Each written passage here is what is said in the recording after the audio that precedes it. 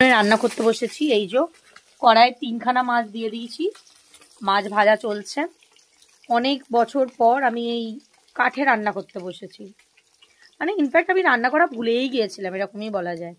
আর এই যে ভালোবেসে বে করলে এই অবস্থা হয়। আর যে ভিডিও করছে মাথার পোকাগুলো একটু কিলবিল করলেই গালাগালে ফোয়ারা ছুটবে। মানে কাকু বলতে চাইছে আমি নাকি খিস্তি খাস্তা দেবো। আমি এত ভালো মেয়ে, আমাকে দেখে মনে হয় আমি বাজে কথা বলতে পারি? একদমই নয়। এই যে কড়াই মাছ দিয়ে দেওয়া হয়েছে, মোটামুটি এক সাইডটা হয়েই গেছে কিছুটা, আর একটুখানি হলেই মাছগুলো উল্টে দেবো। যে আমার উনুন জ্বলতেছে, আহা একটু ধোঁয়া ধোঁয়া গন্ধ ছাড়বে আর কি সুন্দর খেতে লাগবে। এক পিঠটা মোটামুটি ভাজা হয়ে গেছে, তাই উল্টে দিয়েছি। ভাজার পর্ব চলছে। এখন এই এতগুলো মাছ আমায় ভাজতে হবে।